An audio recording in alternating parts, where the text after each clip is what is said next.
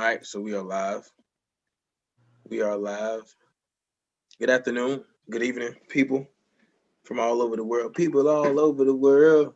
And let's sing a song. It's a song like that. I forgot the name of it. It's by Doobie Powell. So, hey, look, thank you all for joining us again. This is another discussion of why we vote. This is literally the day before the election. And so, you know who I am. I'm Demetrius Dew, the founder of the PENS program, which stands for Providing Educational Needs and Support. And I got my good brother here, Israel Robinson, and you all know who he is, but I'll let him introduce himself. Is it? All right, what's going on, y'all? My name is Israel Robinson.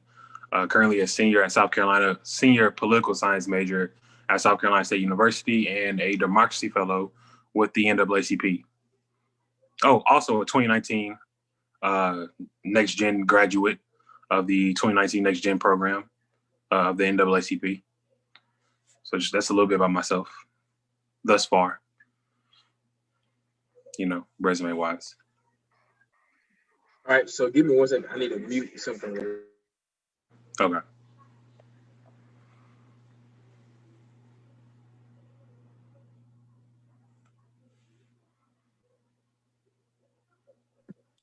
All right, cool. So we're back.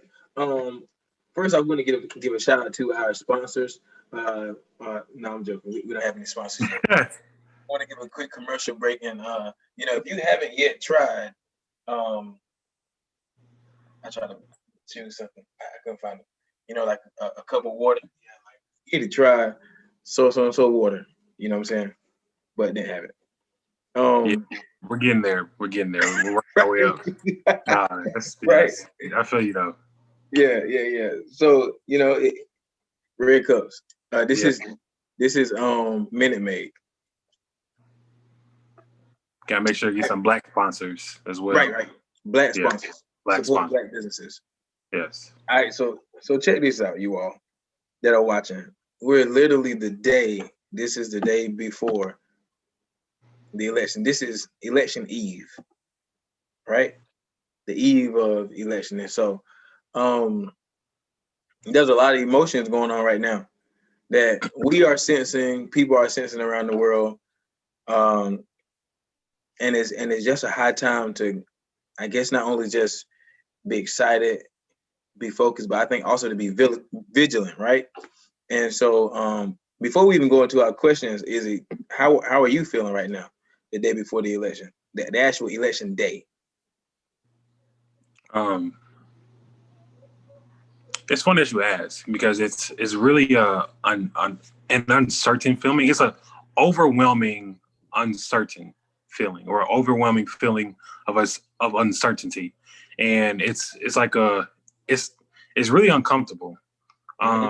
Just to know that we don't know what's gonna happen tomorrow. Well, just speaking from my point of view, just knowing how much is at stake and how much that we've been through over this year and over the last 4 years of the Trump presidency. It's a sigh of relief going into a day knowing that, like, okay, that this may be the end of 4 years of a leader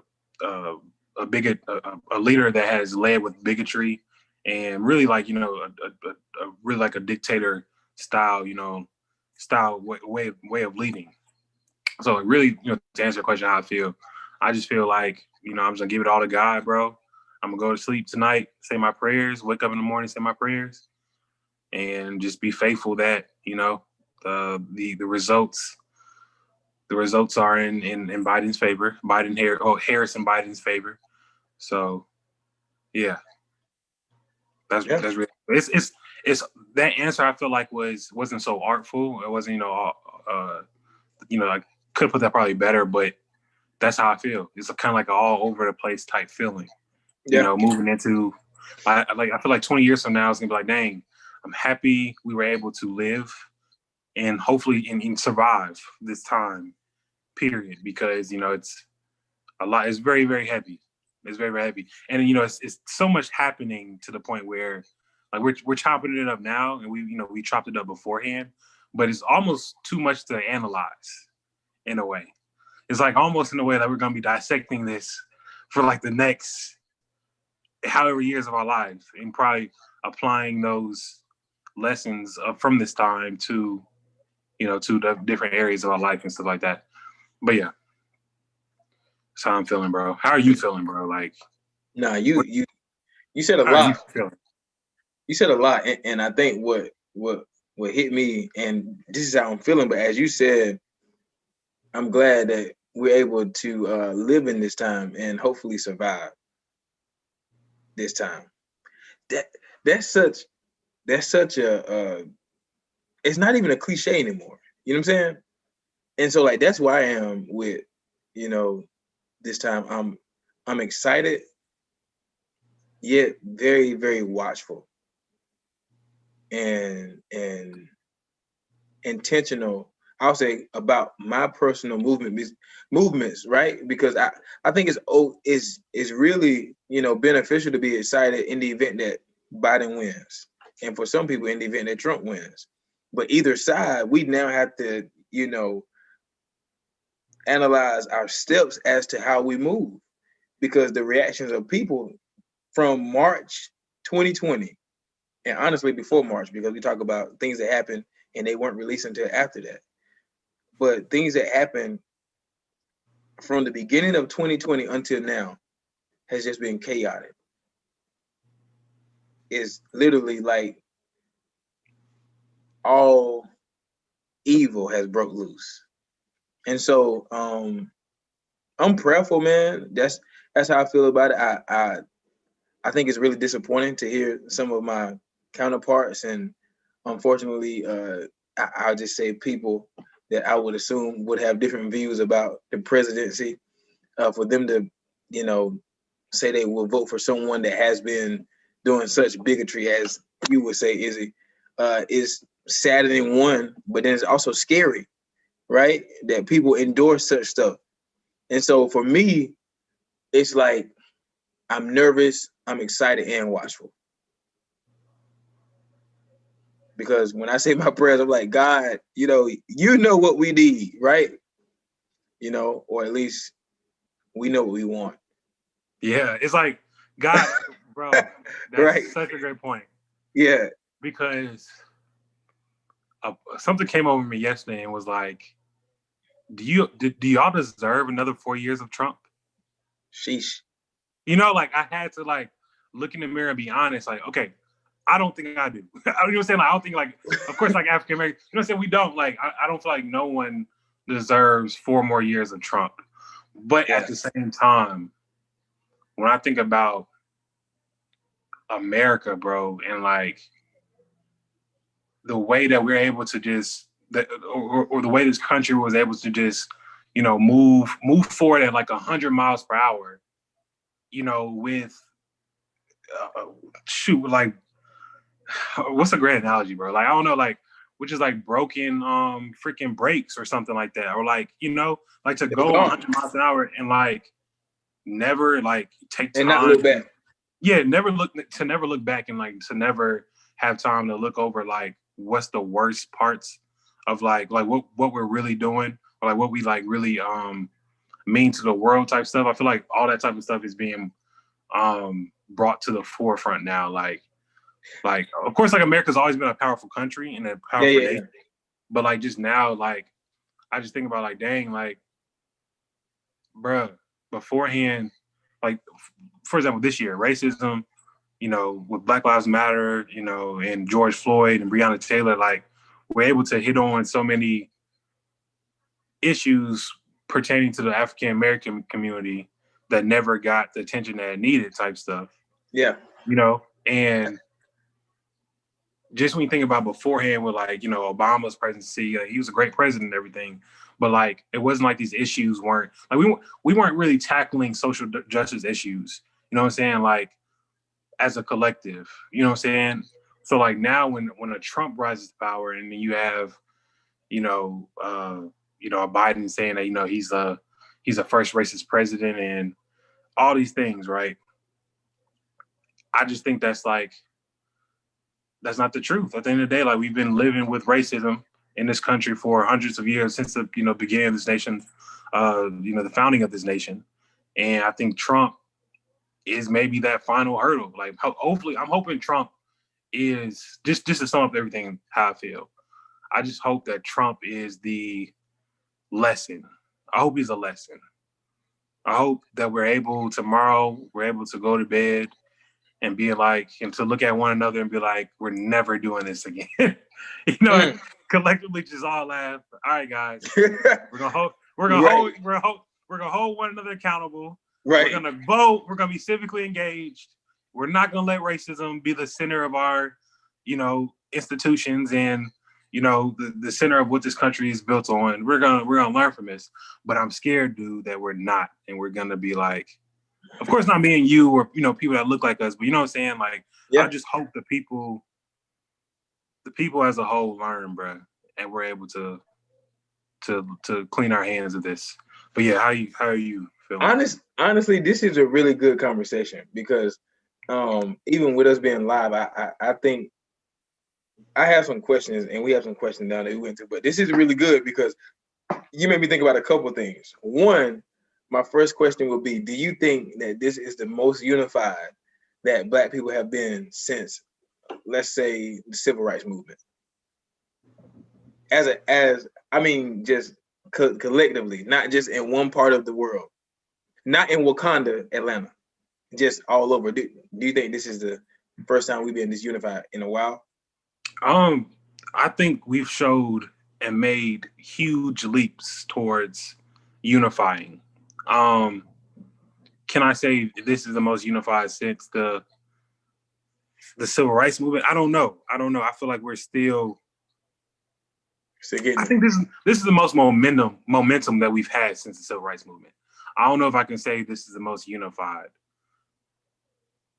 Yeah, I mean, you can go both ways, dude. I mean, I feel like where we at right now, bro. Like, we just people are ready to, like we talked about last episode. Like, the cover has been taken over.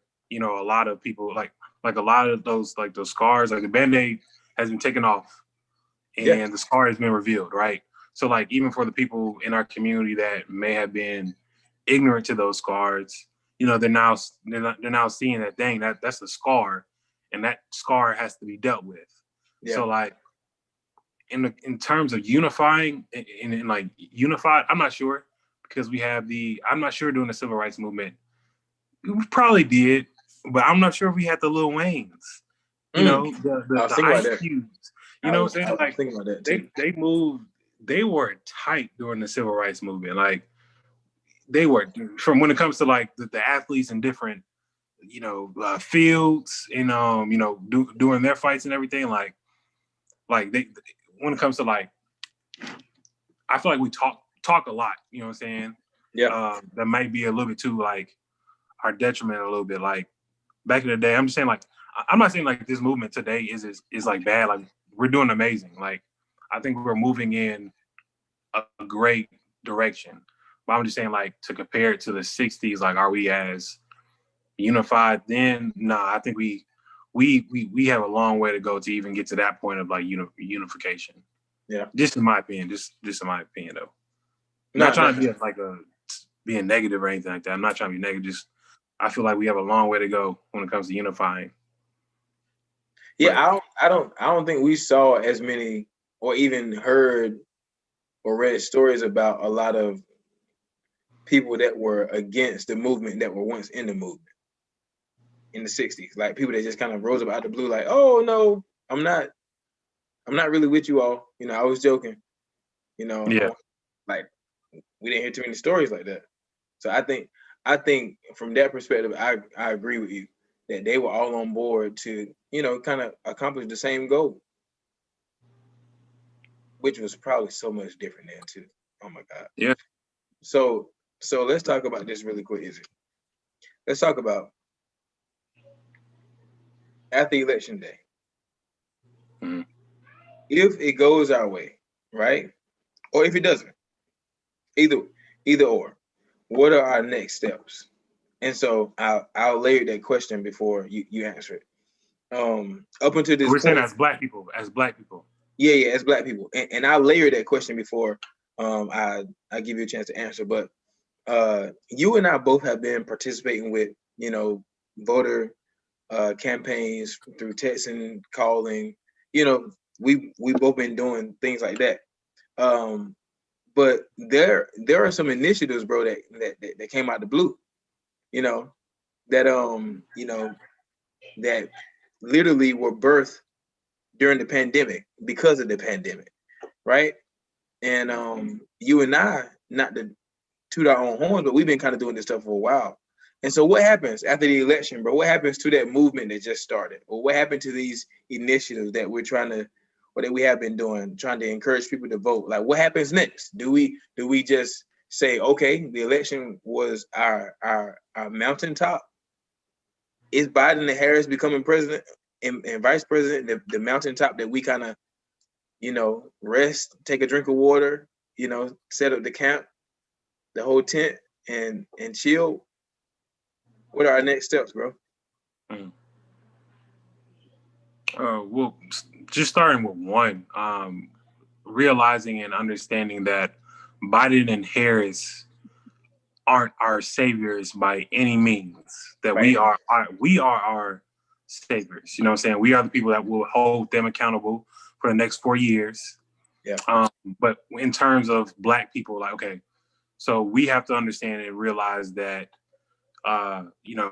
this is a win. Biden and Harris, getting into office, it's a win for our community because it's having our issues, our academic institutions, and really our culture being heard in the highest office in the country, of course, in a way that hadn't actually been heard probably ever in this country, with Kamala Harris being able to be the VP, and being an HBCU grad, and what she brings to the table with criminal justice reform and that knowledge.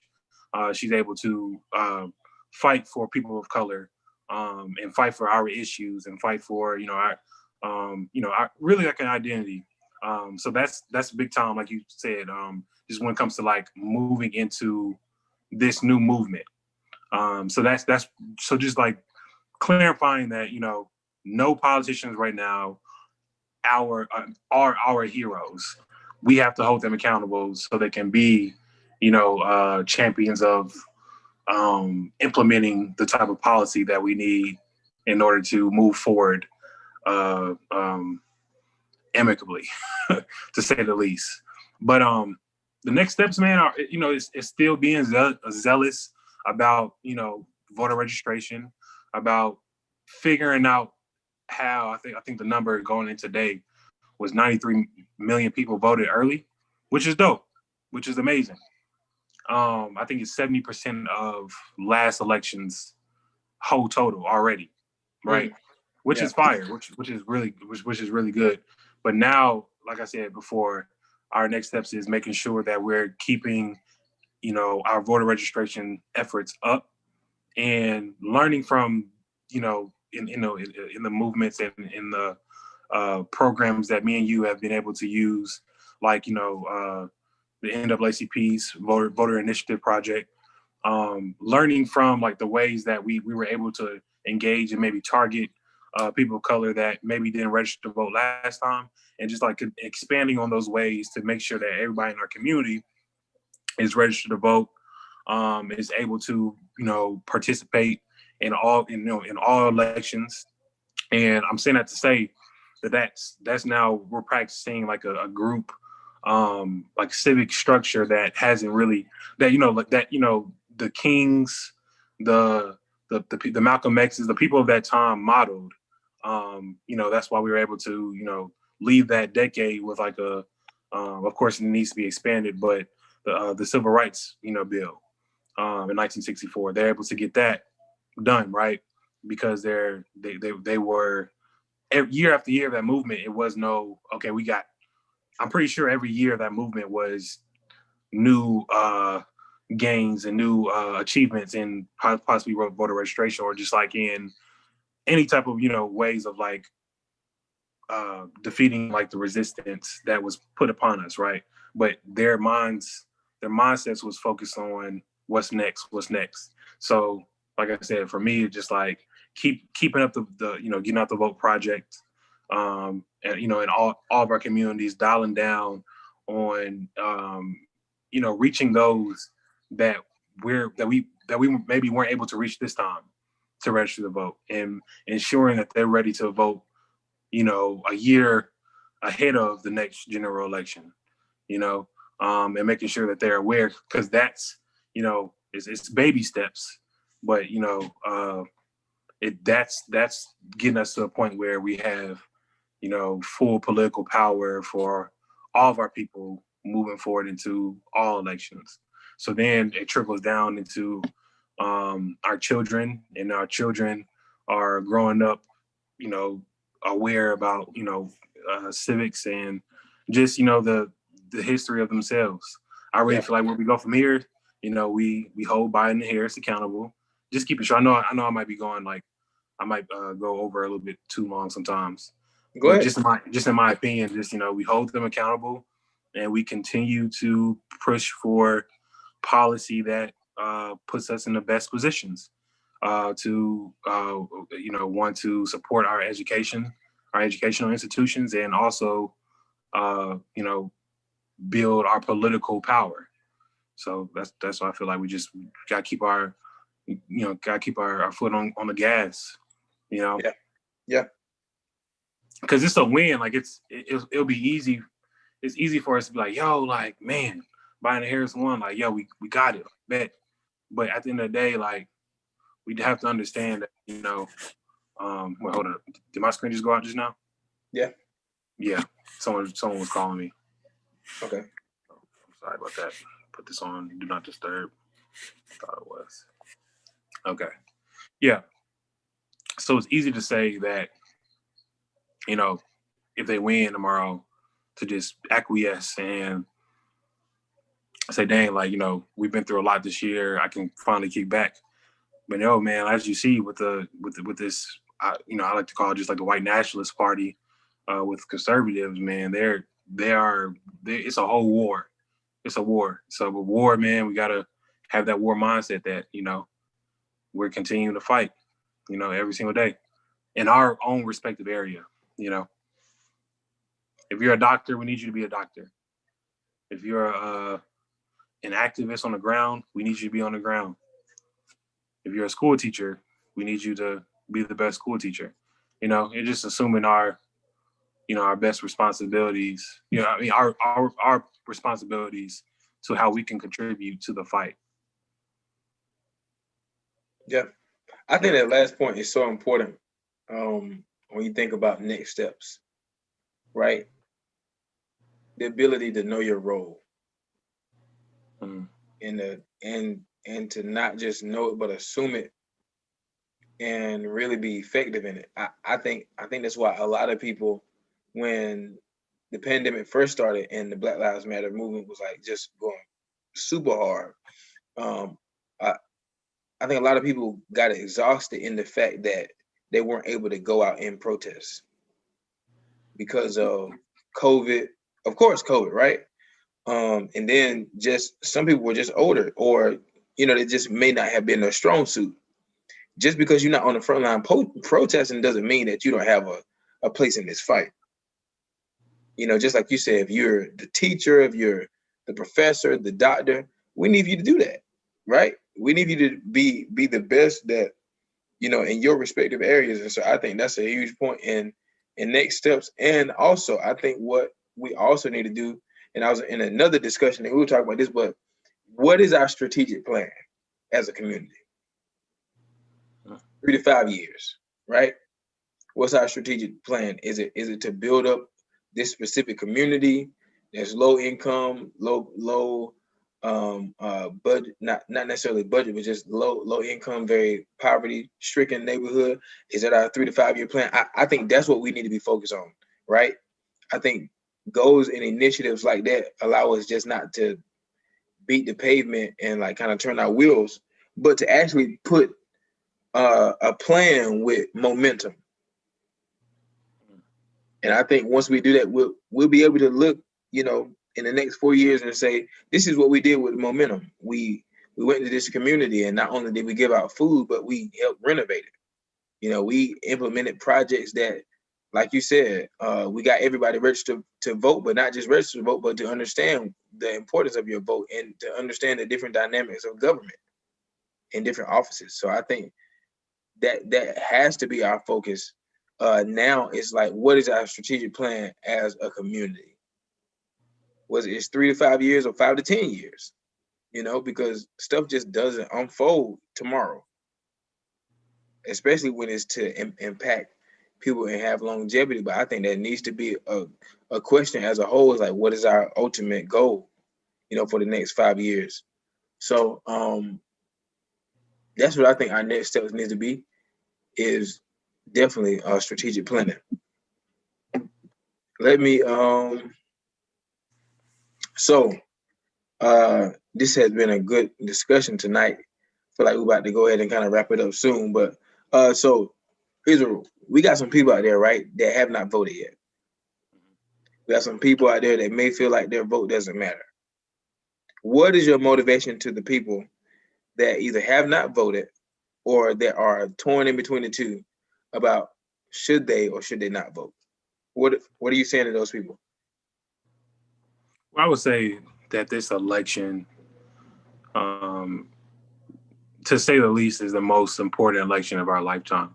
So if there's no other reason, you can come up with inside deep down, just know that, one reason is that you're a part of history. But also that,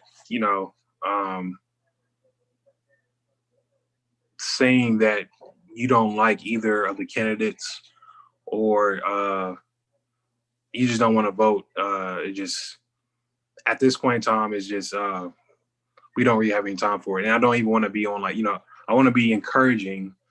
But at this point in time, the stress is too high in this nation to make up an excuse, that you're not going to vote because you don't like both of the candidates, and especially if you're African American. We actually hit on it a little bit earlier today, dude. I feel like right now we're just getting like everyone. Like when we're looking at how our democratic, our democracy is taking place right now in these elections. When we're looking at all the long lines throughout the country, and we're seeing the voter suppression at work and everything, and I was, we both already voted early, so we both already got a little sample and taste of, that. And I found myself frustrated. But I told myself this is almost like like initiation, like a baptism, low key. I feel like the ancestors are giving us, while we move into this next period, however it may go with Biden and Harris or Trump and Pence. But us standing in lines is just them saying, hey, we had to walk miles for this. We had to get beat for this. We had to wait. We had to, just anything that the mind can imagine in terms of what they had and what they faced in resistance. You then, as a young African-American male or female, to say that I'm not going to vote, it's a spit in their face. Yeah. It's a spit in their face. And I can just say is, go to the polls not thinking, don't if you aren't a big enough reason to vote, don't just think of a reason why it's bigger than you, and our ancestors' story, our ancestors' play, our ancestors, just time in this country where, like I said, just back to them almost giving us like an initiation right now with the voter suppression that's going on. The only thing I can do is just look at it and almost not be, it's sad to see, but almost like I'm honored in a way that to say that I stood in those lines and I stood, and voted against all odds and against everything that, was put up against me. I still voted and I still did the very thing that they fought for hundreds of years. And I know I can't do a lot of things right. Always wanted to be the, top scholar in class, never could really get there, never could, be the, I wanted to be, a hooper and, be in the NFL. Couldn't do those things, but I can vote. I can go to the polls. I can exercise that right and make my ancestors proud. And the number one thing I was proud of when I got to vote was I just thought about my Grandma Ann Brown, who died when I was 9 years old, died at 88. But it's just the rock in the foundation of our family. And she died the year that she died before Obama was elected.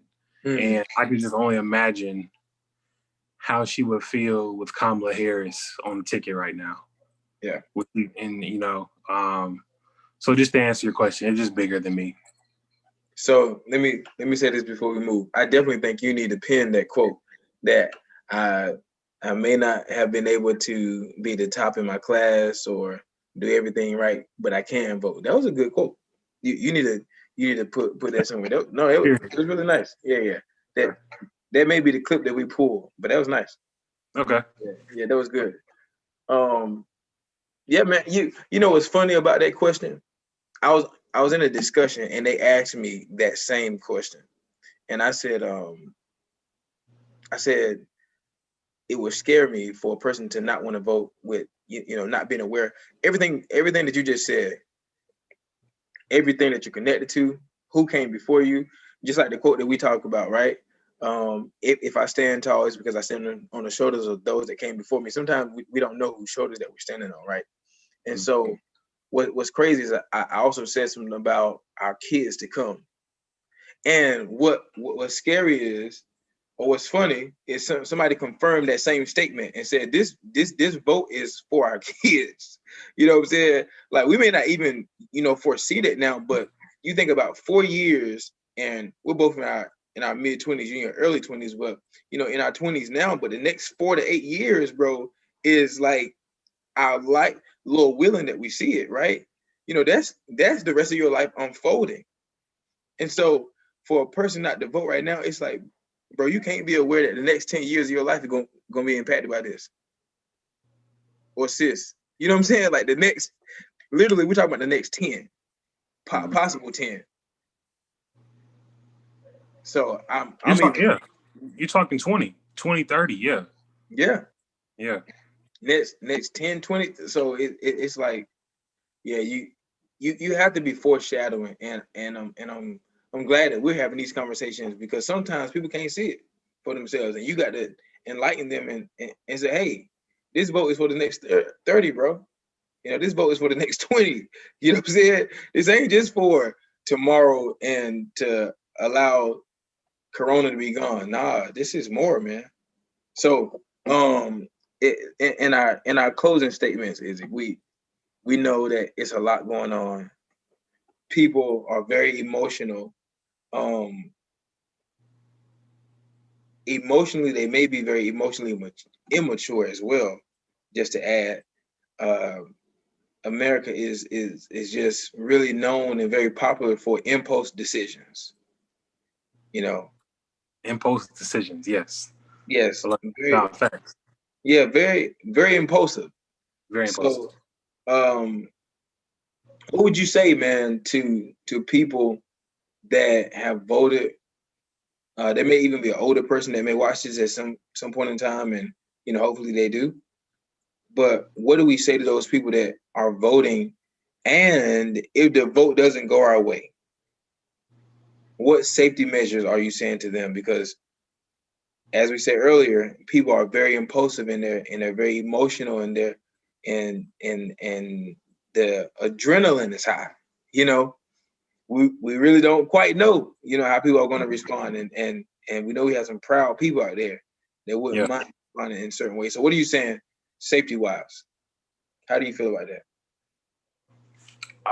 I mean, personally, I'm looking into, carrying, getting a gun. I know just per our conversations previously, I feel like you may be a little bit more better equipped. Like, I feel like, I think it's smart for African American to, get a gun during this time to protect themselves. Yeah, for sure. In the masses, I like I've heard the, call to actions with Charlemagne and, Killer Mike saying that, we all need to carry a gun or carry, a firearm for sure. So I agree with that. I agree. I feel like that is smart at this point in time when you have white nationalist rhetoric spewing from the highest office in the land. Anytime that alarm is sounded, then by all means that we need to protect ourselves, for sure. Yeah, I agree, and I think it's good that we're even having these conversations because I think now it gives African Americans the route to properly obtain firearms. So I think a lot of people have done it in the past, which has made it unattractive, to certain people how they, were able to obtain these weapons. And so like now we have the ability to obtain, firearms very legally, just legally point blank period.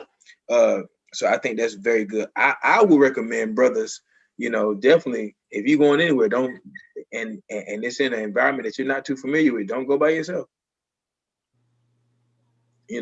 Just be careful how you move. And if you do got a firearm on you, or if you do have one, make sure that you have it with you. But I wouldn't have any crazy movements going into areas by myself, driving by myself, like, places I've never been, not let anybody know where I am type of thing. And just kind of waiting to, allow emotions and just all the feelings of this moment to kind of pass over, because I think we may see some very interesting reactions. Yeah, and that's that's just truth. No, for sure. And then just taking it, a step further, I don't want any of us being too emotional tomorrow either. You know what I'm saying? Because we're like being too emotional in the sense of like, us going in, like trying to try and get at some MAGA supporters and stuff like that. Facts. You know what I'm saying? Like sure. Just because I know, like, and I could even understand, that logic tomorrow night type of stuff. Yeah. But you know, just so we can, just from whoever may watch us tonight, and our friends and our family, just want to let them know, whatever happens tomorrow, keep it cool. At the end of the day, this is still, like I said, a war. So it's smart to to know when and where. When and what. The timing is everything, and we don't want at the end of the day nobody hurt. On election night, and really after that. Now we can't. I know we can't determine what people would do and stuff like that, but I just don't want any of us in our frustration or in our excitement and or excitement, we don't want any of us getting killed or anything like that, and giving them a reason, or like giving them something that can go against the movement of really being love versus hate. Word. No. That's such a great point, because I think we've been talking about a lot of what their reaction is going to be, and we haven't talked a lot about what our reaction can be. So I think that's a great point for us to like really monitor our emotions, monitor our feelings, monitor our responses, so that we always are looking at the bigger picture, which can be hard sometimes because people can be quite provoking, So I totally agree to that point, and I know there's a lot of people praying, and definitely we'll definitely be praying for our emotions and our responses. Let me ask this last question, because it came to me earlier, but I forgot it, and then when you started talking just now, it came back to me. So Izzy, you're a holistic thinker. You think about things from a very truth perspective, not just a very momentary type of thing or temporary perspective. So let me ask this question: Is the battle really between Democrats and Republicans, or is the war between good and evil? I love that you asked that. I mean, I really feel like we get caught up in the the red versus blue, the black versus white, and really this is a love versus hate fight. I love the do the right thing scene. Spike Lee, Do the Right Thing. The love and hate. Of course, love, right hand being love, left hand being hate.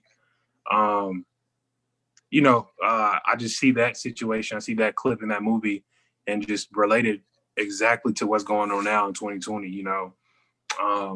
One side is, one side of our country is ready for change. One side of our country is ready to, even in some, people's cases, like, to leave the white supremacy in the background, is scared by white supremacy, is ready to be done with it. And another side is it's all it has. It's all it knows. It's all it breathes, Yeah. It breathes hate. So yes, this is definitely a spiritual battle. I definitely feel like the Lord has showed us so much this year. He showed us so much in the world. And I believe everyone can say that they learned something deeper about themselves that they didn't know going into the year. Yeah, so boy. Yeah. So man. And just like what we talked about, the number one thing I just hope moving forward, like, I just hope love wins, bro. And I hope love continue to win, but we are the people who carry that, though. You know what I'm saying? We're the people who, like I said, like we talked about before, like, we got to make sure that change is starting within us. Because if we're not careful, we can be moved by the wrong, forces, you know what I'm saying? And yeah, we just, we want to make sure that we're always on the side of love, you know what I'm saying, period. Like the side of, it's so many, it's so many things. It's so many, just things that go into this election, from all, different spectrums. But yeah, to answer your question, like, this is definitely, I think this whole American experiment, you know what I'm saying? Like, just the microcosm, like, just looking at it, like, in like a more focused view, or even just, our existence here on, like, the planet is really just like, are we going to allow, the best parts of us and, the best parts of, like, are we going to allow all people to be able to, live amongst each other in a way, that they can benefit in like everyone, racism and white supremacy isn't the root of it. Or are we gonna, fight to, are we gonna continue to let, hate win and allow white supremacy and bigotry and, just all that to exist? So yeah, I definitely think it's a fight between good and evil, man. Yeah. And yeah. Yeah. All right. So this is another episode discussion of why we vote. So tomorrow is the day. So if you're watching this, we encourage you to go vote tomorrow. Use your power, man, to vote, and guess what? You can make a change. So we'll talk to y'all soon, and have a great night.